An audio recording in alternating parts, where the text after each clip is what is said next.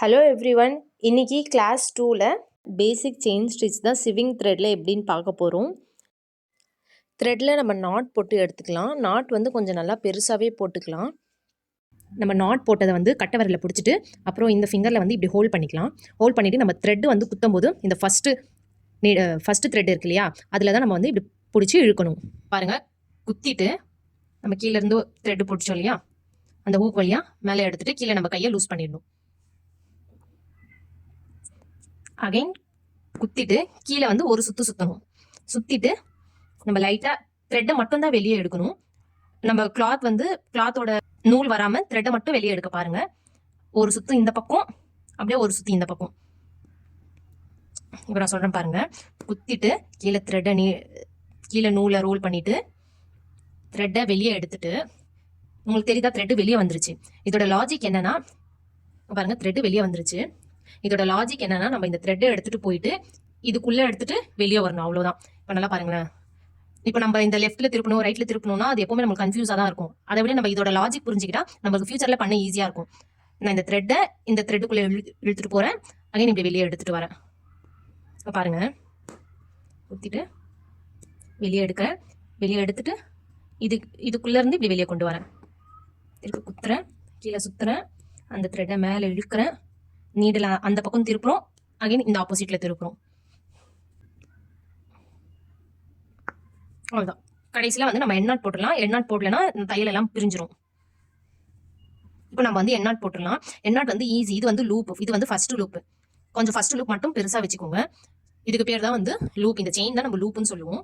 இது வந்து first loop. நான் அந்த எண்டுக்கு நான் பக்கத்துலேயே குத்தி கீழே இன்னொரு த்ரெட் எடுக்கிறேன். ஃபர்ஸ்ட் லூப்புக்கு உள்ளே எடுக்கிறேன்.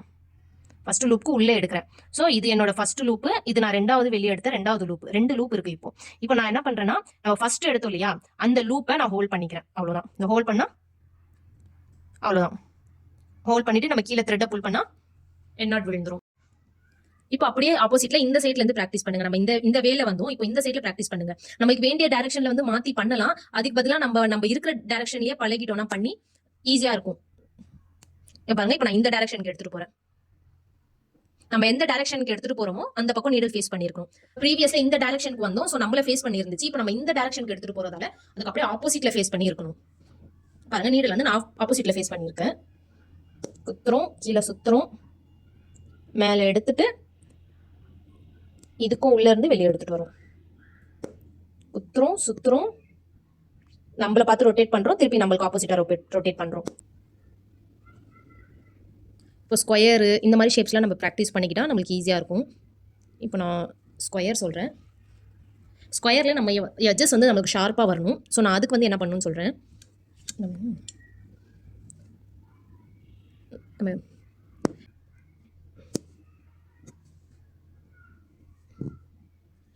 நான் செயின் போட்டு எடுத்துக்கிறேன். சேம் தான். குத்துறோம், நமக்கு ஆப்போசிட்டில் திருப்புறோம், திருப்பி நம்ம பக்கம் திருப்புறோம். இது வந்து 2 ரொட்டேட் தாங்க பண்ணணும். இப்படி ஆப்போசிட்ல திருப்பணும், திருப்பி நம்ம பக்கம். இதுதான் ரொட்டேஷன். இப்போ வந்து நம்ம இங்க டர்னிங் பண்ணணும். கரெக்டா? இங்க லைன்ஸ் வந்து என்னோட ஸ்கொயர் வந்து முடியுது. நான் இங்க டர்னிங் பண்ணணும். ஸோ நான் டர்னிங் பண்ணும்போது ஒரு குட்டி லாக் செயின் போடணும். அப்போதான் வந்து எனக்கு அந்த கார்னர் வந்து ஷேப் வந்து கரெக்டா இருக்கும். இப்போ பாருங்க,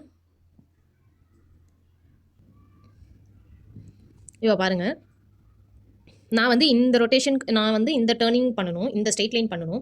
அதனால நான் இதுக்கு மேலே நான் இந்த சைட் தான் டர்ன் பண்ண போகிறேன். அதனால இதுக்கு மேலே இதுக்கும் அப்படியே ஆப்போசிட்டில் நான் ஒரு குட்டி லாக் போட போகிறேன். குட்டி லாக்னா ஒன்றுமே இல்லை, நம்ம செயின் தான் வந்து குட்டியாக போட போகிறோம். அதுக்கு ரொம்ப பக்கத்தில் குட்டி செயினாக போட போகிறோம். இப்படி போட்டால் நம்ம லாங் செயின், நார்மல் செயின்.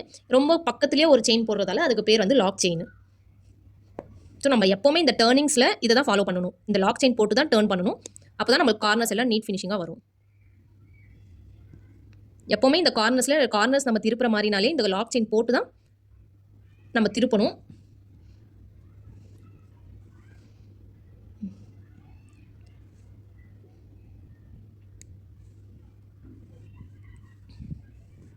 இப்போ நம்ம டைரக்ஷனுக்கு போயிடலாம்.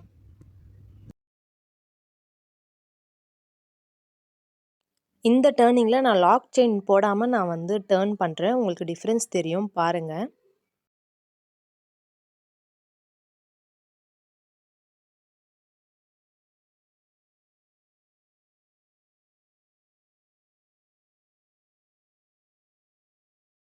உங்களுக்கு தெரியுதா டிஃப்ரென்ஸு 2 கார்னருக்குமே? இன்னைக்கு ஒர்க் கம்ப்ளீட் பண்ணிவிட்டு எனக்கு சென்ட் பண்ணுங்கள். ஸ்ட்ரெயிட் லைன் அப்புறம் டிஃப்ரெண்ட் ஷேப்பும் ட்ரை பண்ணுங்கள். கண்டிப்பாக குரூப்பில் ஃபோட்டோ சென்ட் பண்ணுங்கள். இப்போ வந்து நம்ம